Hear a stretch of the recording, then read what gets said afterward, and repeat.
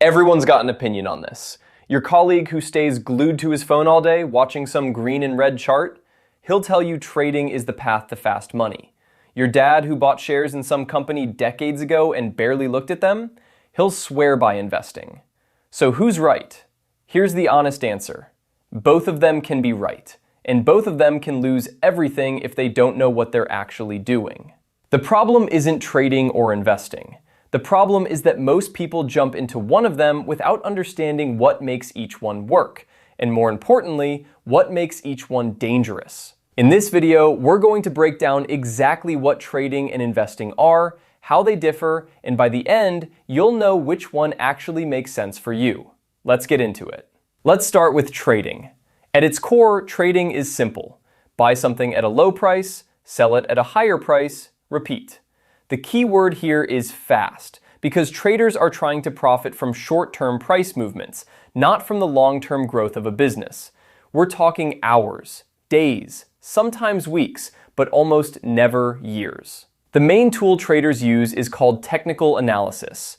Forget looking at how a company runs its business. Traders don't care about that. What they care about is the price chart. Specifically, they study something called a candlestick chart, where each candle shows how a stock's price moved over a set period. Green candle, more buyers than sellers, price went up. Red candle, more sellers than buyers, price went down. Traders look at patterns in these charts and try to predict where the price is headed next, based on the idea that history tends to repeat itself in the market. Quick example. Imagine a stock is trading at $100. You study the chart and believe it'll drop to $90 before bouncing back up. You wait. It hits $90. You buy. It climbs to $115. You sell. That's a $25 profit on one trade. Sounds like a clean system, right? Here's where it gets real. Technical analysis is not a guarantee. It's an educated guess built on patterns, and sometimes those patterns break. You buy at $90 expecting a rise, but the stock slides to $75. Now you have a decision to make.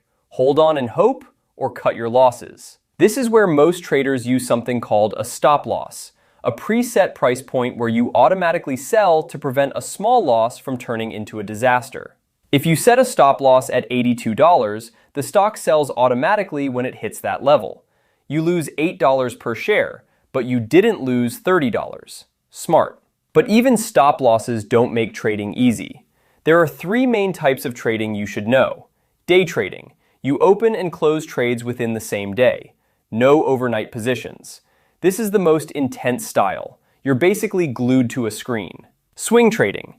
You hold positions for a few days to a few weeks, riding short-term price swings. Position trading. You hold for weeks or months, aiming to catch a bigger trend. It's the most relaxed form of trading, though it's still far more active than investing. And trading isn't limited to stocks. You can trade currencies, that's Forex, commodities like gold and crude oil, and of course, cryptocurrencies. Here's the honest reality of trading.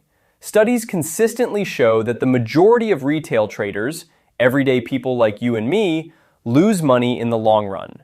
A 2023 study of Brazilian futures traders found that over 97% of those who stuck with day trading for over 300 days ended up losing money. That's not a reason to never trade. It's a reason to take it seriously and never go in without proper knowledge. Now let's talk about investing. Same starting point. You're putting money into assets, but the entire mindset is different. Investing is about building wealth slowly and steadily. You're not trying to catch the next price move. You're betting that a company or an asset will be worth significantly more in 5, 10, or 20 years than it is today. Where traders use technical analysis, investors use fundamental analysis. Fundamental analysis means looking under the hood of a business. How much revenue is it generating? Are profits growing year on year? Is the company carrying too much debt? What does the leadership team look like? Investors don't care if the stock price drops 8% this week. What they care about is whether the business itself is still strong and growing. Let's make this concrete. Say you do your research and find a company, let's call it Brightbolt Electric. You believe the electric vehicle industry has massive growth ahead, and Brightbolt has strong financials, a great product, and smart management. You buy 20 shares at $500 each. Total investment, $10,000. Some years the stock dips, new cycles come and go, but Brightbolt keeps growing. New factories, expanding markets, rising profits. On top of that, they pay a dividend of $15 per share every year. So you're earning $300 annually just for holding. After 8 years, Brightbolt stock is trading at $1,800 per share. Your $10,000 is now $36,000, and you've collected $2,400 in dividends along the way. Total, $38,400. Now here's what most people get wrong about investing. They think it's passive because it's slow. It's not passive. It requires real research up front. The patience part comes after you've done the work. Buying randomly and hoping for the best isn't investing. That's just expensive optimism. Beyond individual stocks, investing covers a wide range of assets. Mutual funds, a pooled fund managed by professionals who invest across multiple stocks and bonds on your behalf. Great for beginners. ETFs, exchange-traded funds. Similar to mutual funds, but you can buy and sell them on the stock exchange like regular shares, usually lower fees. Bonds. You're essentially lending money to a government or company and they pay you back with interest. Lower risk, lower reward. Real estate. Property that generates rental income and, usually, appreciates over time. And yes, even crypto can be approached from an investment lens, though it carries significantly higher volatility than traditional assets. Let's put this all together cleanly. Time horizon.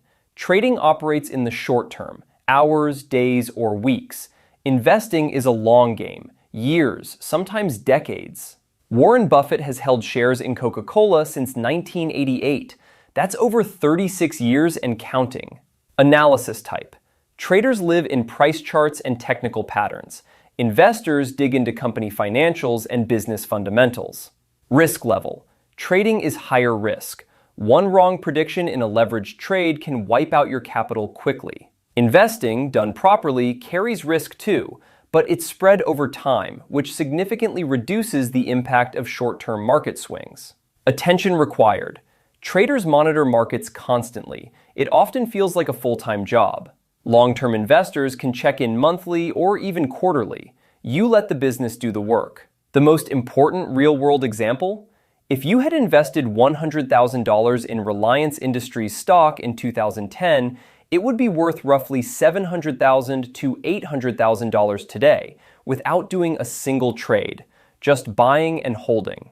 Here's the truth. There's no universally better option. It depends entirely on you. If you want faster returns and you're okay with higher risk, you enjoy monitoring markets, and you're willing to put in serious time to learn, trading might appeal to you. But please don't start with your savings. Start with money you can afford to lose while you learn. If you want to build real wealth over time, don't want to babysit a portfolio every day, and you're willing to be patient, investing is likely the better fit. Start early. Stay consistent. Let compounding do the heavy lifting. And here's a thought. You don't have to choose just one. Some people invest the bulk of their money for the long term and allocate a small portion to learn trading on the side. There's nothing wrong with that approach, as long as you keep the boundaries clear. Whether you trade or invest, the single most important thing you can do before putting any money into the market is educate yourself. The market is full of people who are very good at taking money from people who didn't bother to learn the rules. Knowledge is the only edge that doesn't expire. If this video helped you understand the difference between trading and investing, hit that subscribe button. Because on ScribbleFinance, we're going to keep breaking down complicated money topics in a way that actually makes sense.